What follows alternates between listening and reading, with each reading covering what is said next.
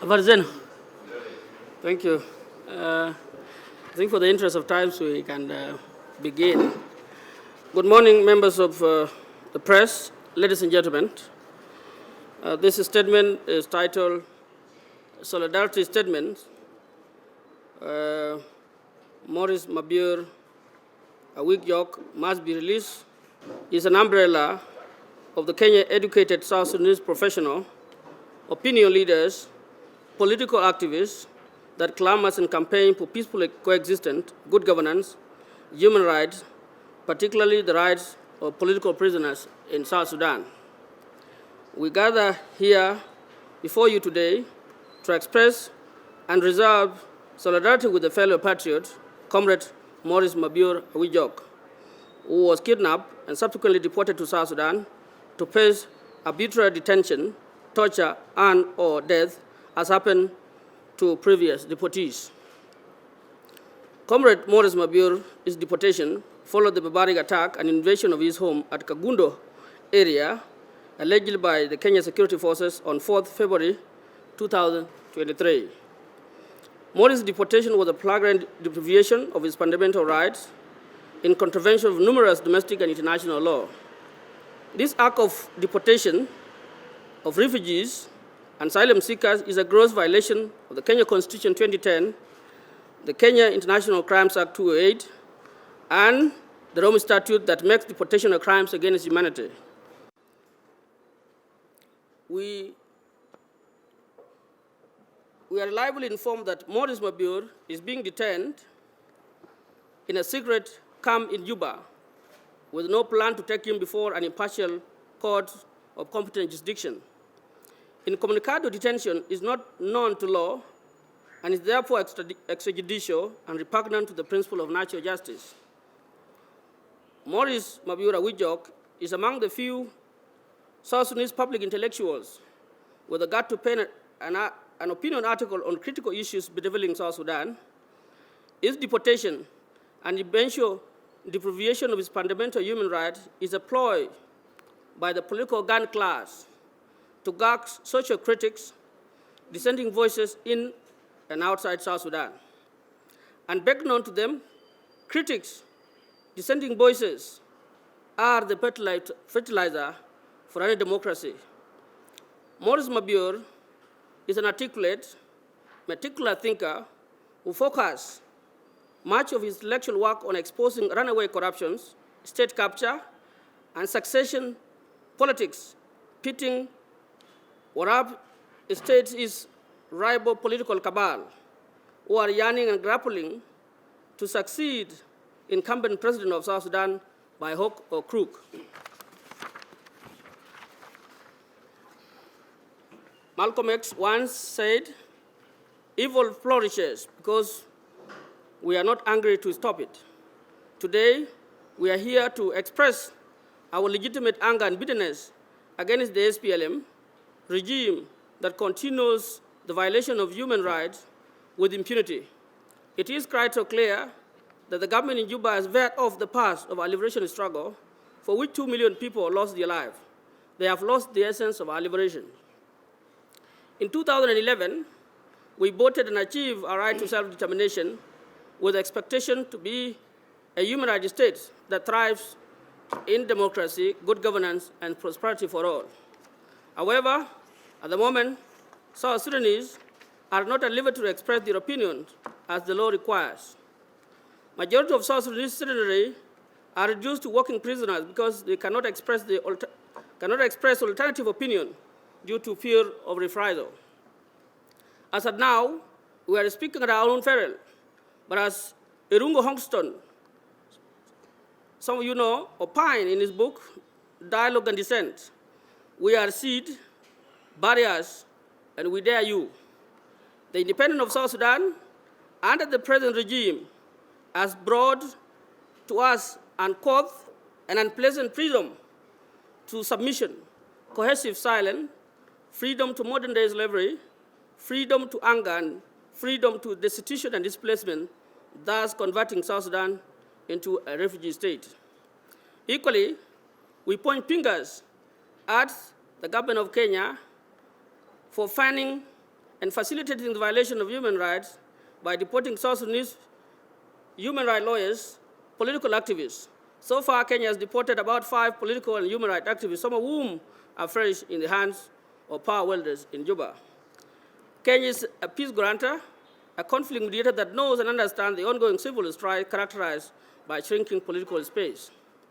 In this regard, Kenya should act accordingly in a manner that reflects her status as a revered country that promulgated one of the most progressive constitutions globally. As we are closely monitoring with deep concern what is happening to Comrade Maurice Mabior, Wijok Bag, and the general situation in South Sudan, we wish to state as follows. 1, condemn the unlawful deportation of Maurice Mabior and further demand an end to rampant violations of human rights aimed at prolonging the war and suffering of our people in South Sudan. Call on Comrade Maurice Mabior to be released or taken to court. The fact that his captors are hesitating to produce him before a court of law is an evidence that he is innocent. Equally, we demand all prisoners placed in communicado detention to be released or taken to the court of law. Call on President Salva Kiir, our past president of our country, to order an unconditional release of Maurice Mabior Wijok in accordance with Pope Francis' message of forgiveness, peace, and reconciliation for South Sudan. In the same vein, we commend His Excellency the President of South Sudan for abolishing the draconian Security National Law 2014 that allows police to arrest citizens without warrant of arrest. Call on the government of Kenya to stop funding and facilitate the violation of human rights in South Sudan. Call on the International Human Rights Organization to defend and protect the rights of right defenders in South Sudan.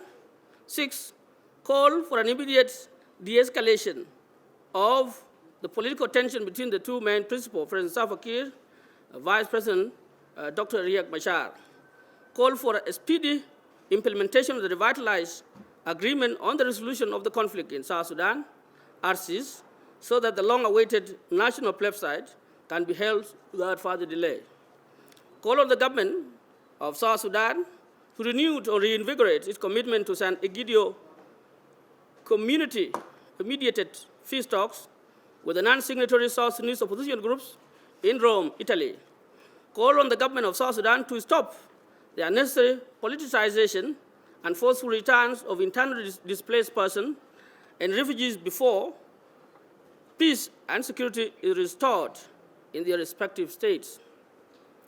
In conclusion, South Sudan is experiencing a myriad of social, economic, and political challenges perpetuated by the conflict, failure to which the shenanigans will bury the young nations into the historical dustbin. Last but not least, but most importantly too, appreciation goes to the Kenyan people for hosting us wholeheartedly over the years. We wish our Kenyan brothers and sisters prosperous states going forward as we coexist with and among each other in this peaceful nation. Many South Sudanese learn from this peaceful nation to appreciate and provide democracy a chance to prevail. Having read this, some of my colleagues who are here will also give many important things here. We call on the government of South Sudan to produce Maurice Mabior, a Wijok, before a competent court of law. We know that the judiciary in South Sudan, of course, lack independence. But I think for us, we think it is better than none. That is our main message. If people think, if writings and commenting and expressing opinions has become an offense, which we believe is not, we think that it should be produced before the law so that you can be charged, if at all is somebody accused of anything, can be charged for a non-offense. Most importantly, we thank the host government, Republic of Kenya, and the people of Kenya generally for their hospitality over the years.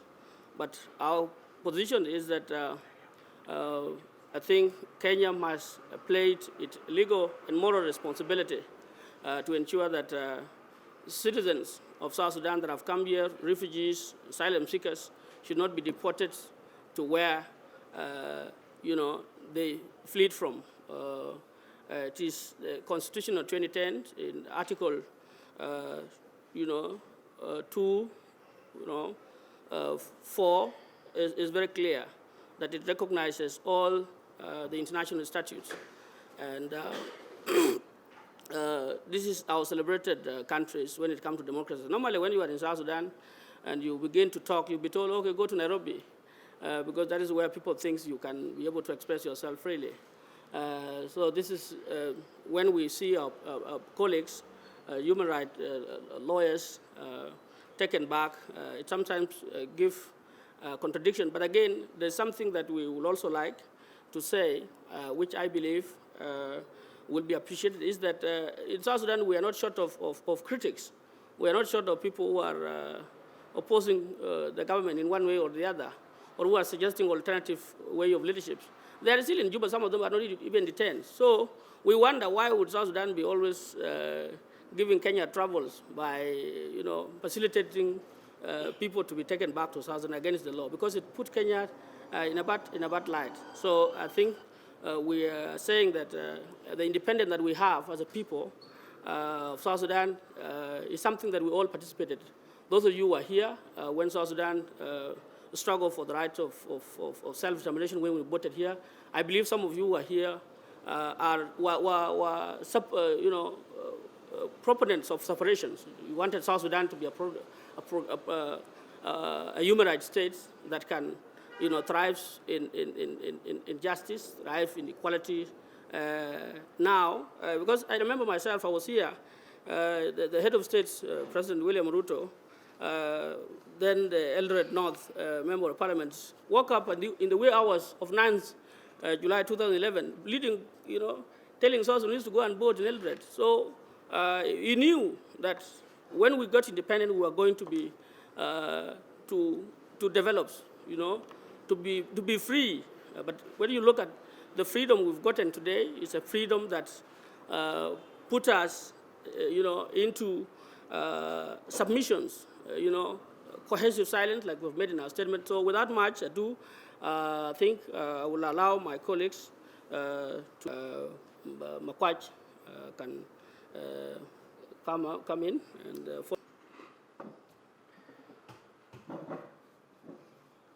the media for their time, and my colleague. My name is William Makwach Peltang. I'm a human rights defender as well an activist in South Sudan. As South Sudan is being a young nation in the world, we must practice democracy and the human rights law. With the civil society and the human rights defender in diaspora, urge the President, His Excellency Salva Kiir Mayardit, that we demand the release of our colleague, Maurice Mabior, who was kidnapped in Kenya through coordination with the Kenya government. We are not happy. Under the Uhuru regime, 4 of our colleagues were detained and were taken to Juba. When Uhuru Kenyatta was the president, our colleague, Samuel Dong, our colleague, Agri, our colleague, Marco Lokude. Marco was taken in Kakuma, and the 2 were taken in Nairobi. Under William Ruto president, Morris was taken last month, and we are not happy.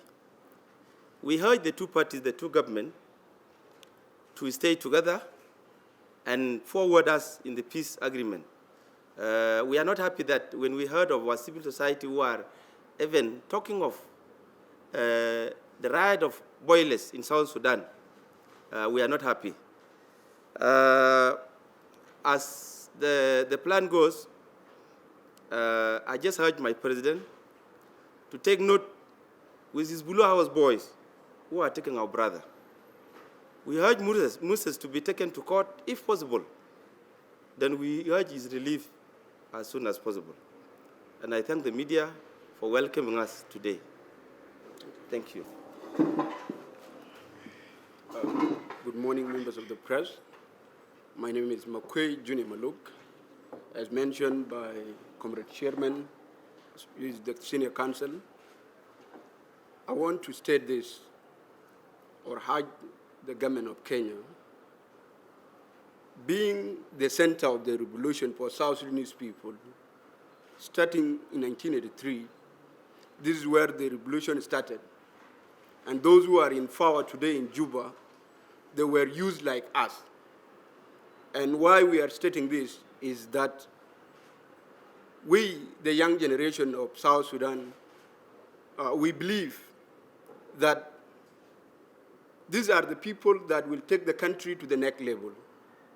But if the Kenyan government is collaborating with guerrilla and all-gate system of governance that has been established in Juba, then in the spirit of continent of our people, that is Africa, these are the right people that should be trained to take the countries or our region as East Africa to the next level of which every young generation dream of.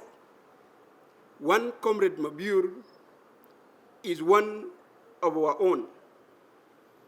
As has been mentioned by Comrade Chairman earlier, if the youth, who are the brainchild of young nation, have always been taken one by one, it means that that country will not have a youth that will take over. And I'm urging the president and all the cartels that are around him to leave the youth alone. That country belongs to us.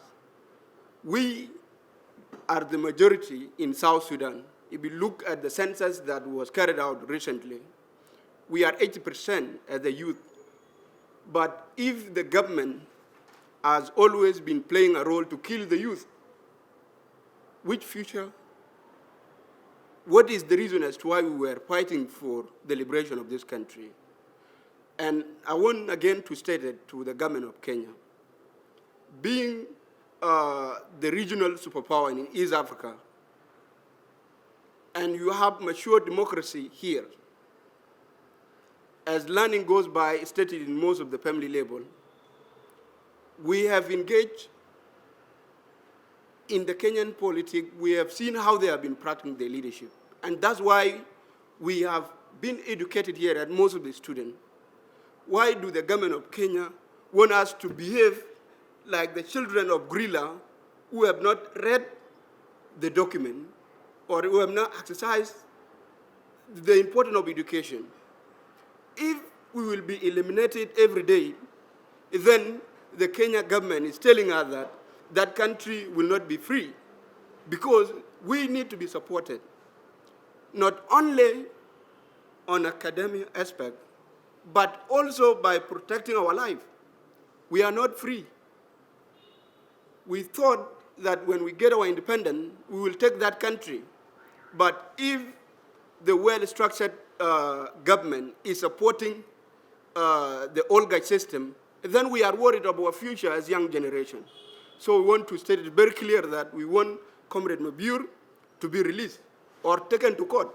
There are many South Sudanese that have been arrested and been detained in Blue House that has never seen the spirit as to why we were fighting for our country, for the liberation struggle.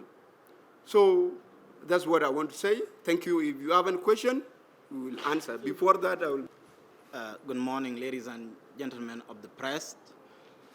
My name is Bush Akesh. I am a South Sudanese that was actually born during the liberation struggle, and that is where I earned myself the name Bush Akesh. Coming to the issue of Comrade Maurice Mabior, we have converged here today to urge the government of the Republic of South Sudan to immediately release Maurice Mabior, bail him before a competent court of law if at all he has committed any crimes, which to us he hasn't. South Sudan became an independent country because of all of us. None should own South Sudan as his or her. We all participated during the liberation struggle. We all lost life. We all lost our fathers. We all lost our uncles. Seeing South Sudan being governed the way Sudan was governed under Omar al-Bashir is actually regrettable. We felt very sorry that all biases that we actually voted for, that we took up arms against, are being implemented by the same people who took us to the bush so that we fight for a liberty of our country. What was the essence of taking arms if the same thing that we took arms against the successive government of Bashir are the ones being implemented day by day in South Sudan? We had the government of Kenya that this country is our United States of America, you know, in this region. We don't see a need that the Kenyan government should actually allow Israeli being, you know, misled to deport our South Sudanese that are taking refuge in Kenya here. This is a home that we feel very compatible. This is where we are fighting for democracy so that South Sudan become another Kenya in the region. So, ladies and gentlemen of the press, we will allow you to actually ask few questions that you want to ask. And before you ask your question, we allow Comrade... He's not saying anything. Okay. It's very compatible. And before I could end, I want to say that Dr. John Garang did not die in vain. He died so that today I call myself a South Sudanese. This is what Dr. John Garang died for. And we are very grateful of what he has done to many South Sudanese, that at this particular time, I don't feel sorry to call myself a South Sudanese. That is what Dr. John Garang died for. That is what all other liberators and heroes actually fought for. With that few remarks, we welcome some questions. Maybe you can pardon me, ask a question again. Why he was arrested? As we've stated in our statement, Mabior is a prominent thinker and a writer on the topical issues in our country, and particularly on, you know, the issues of successions within Warab states where the president comes from. So there are cabals, groups of, you know, what we call the gun class, that have positioned themselves to succeed the president. So Mabior has been writing extensively on those issues, you know, and that angered people that we know are very, you know, close to the system. They didn't want Mabior to be speaking to that extent, and you know, that to us is his democratic right to support Group X or Group Y. I think Mabior, his focus has been in the politics of Arab states, in particular the Tones. He comes from the states where the head of states come from. He was one time you know, a government officials, and because of some circumstances, he fled South Sudan and reside in Nairobi because there's the belief that Nairobi is the best place to you know, to live, to spend time, and be able to plan, just like what has been done by so many of our leaders, because nobody in South Sudan that does not live in Kenya. even during the former Sudan. People used to come here to re-strategize, to relax, and coming and moving. People have moved. You know, if you follow the history of our people, the continent, people have moved. You know, that is why we heard even Obama. You know, Obama have a history that his father left our region here, our community to the United States. So this is not the first time for people to move. So Mabior, after finding it difficult for him to express himself in South Sudan, has decided to come to Juba. Decided to come to Nairobi and continued with activism, you know, to be able to talk on good governance, to be able to talk on how the country should be redirected to the path in which people wanted us to go. So his focus, in a nutshell, was basically, you know, in the politics of Arab states, where people wanted to succeed presidents, wanted to be, you know, to be seen like they are the most loyal or allies to the president. So that is why some people felt that I think it had become a thorn in the flesh, which we think is not. So basically, that was what prompted them to take Modus Mabior. Situations are worse, of course. The institutions in South Sudan, or let's say the prisons in South Sudan are not, you know, they are not the standard, you know. That means if somebody is taken in, it becomes very difficult for that person to be able to probably even see the light, you know, because many people have gone in and have not come out. So our informants have said that he's being held in a you know, detention camp there, and there are very little hope of him being, you know, taken to court, because there's a fear that if he's taken to court, of course, the court will acquit him immediately. And that will be an embarrassment to those who have taken him. So I think I can stop there. Yes. Yes.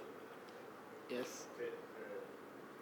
First question. No human rights lawyer, no activist in South Sudan that had gotten that, you know, heart of saying, let's let this person be removed. Nobody has talked about it, because what would they say? They know it, you know. Sometimes, like if you remember the cases of other deportees that were taken the previous years, sometimes they'll say, oh no, for example, if right activists that say, oh, so-and-so was deported by X. X is suspected to be behind that person. They'll say, no, you know, Kenya is an independent country. You know, you guys should ask the government of Kenya and tell you where this person was taken, because he was not in South Sudan. So nobody has spoken since the incident happened, but it was believed that he was taken through Naraval and taken deep inside South Sudan. And maybe a chapter in South Sudan. Some of them are alive. Some of them are in the UN reports believed to have died, and that is public knowledge. That's public knowledge. We have got 2 that have so far died. The Mark are there, Gadet is there, and you know, only 2 are believed to have died. So yes, that is public knowledge there. Yes. I want also to add on that question. You know, even those who are still alive will not do anything. Some have been paralyzed. They are not able to even to speak up for themselves. So we also count, even if you are breathing in the deathbed, you will not do anything for the country. So that is the worst part of the country that we are in. Yeah. And have your colleagues tried maybe at home to go to the Blue House to see him and maybe deny access? Must first of all go to the national security for you to be cleared. What are you going to talk about? So it is quite hard for the family to assess Blue House, that is called, you know, a detention center there, unless otherwise the president of South Sudan intervene and get this guy a release. Any other question? When is the next election? Huh? When The next election is under the agreement. You know, the first election that was supposed to be conducted was 2015, but then the crisis occurred in 2015. That election conducted under this the 2018 Khartoum Peace Agreement. We were supposed to have an election. In fact, I think next year. It was to be next. No, actually, our It election is- is not fixed. It's been adjourned by the president because he's the one who is having power, holding the parliament. He said to 2024, and nobody has any information about that. He might even extend and extend. So I'm sorry to tell you the date.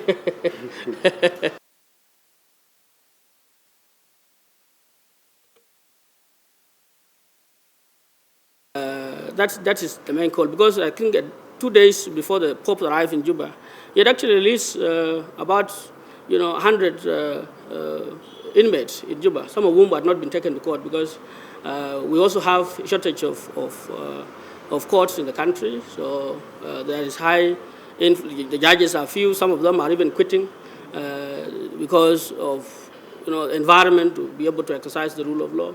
So I think Mabior can also be released on that basis, which is our main call. Any other person?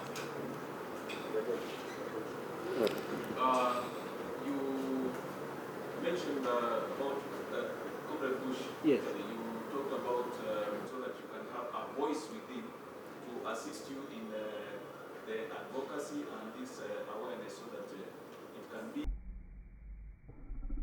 And that is the document which is placed in. It is obviously, of course, like he has said, is part of the government, and he might not like what is happening to Mabior, but then his powers are limited. Yes, and that's the way to go. Yeah, people have been in jail. Who has not been in jail? Who have been in jail, but then you must finish your sentence too. Yes, you must finish your sentence and come out and contribute in taking the country forward. Yes, but if we say, because this conversation is what we want, otherwise, like Bush had said, I'm dark. Dark it means conflict, destructions in the newer language. So we are all linked. Our Israel are linked to the conflict. Do we now go back and take arm? Is that the way we want? No, we're saying no. We are saying let's converse. Let us have a non-violent struggle for what we want in our country. So basically that's it. We are not saying, we are not exonerating ourselves before you that what we are doing is right. But the bottom line is that we all have a right to speak.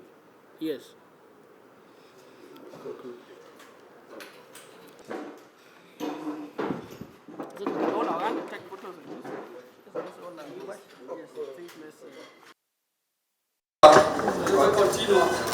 Peace.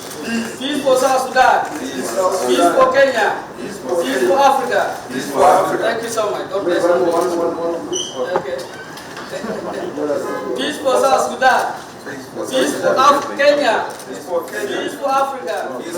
Justice and democracy for South Sudan. Justice for Mabior. Justice for all of us. Thank you. Yes, for the country.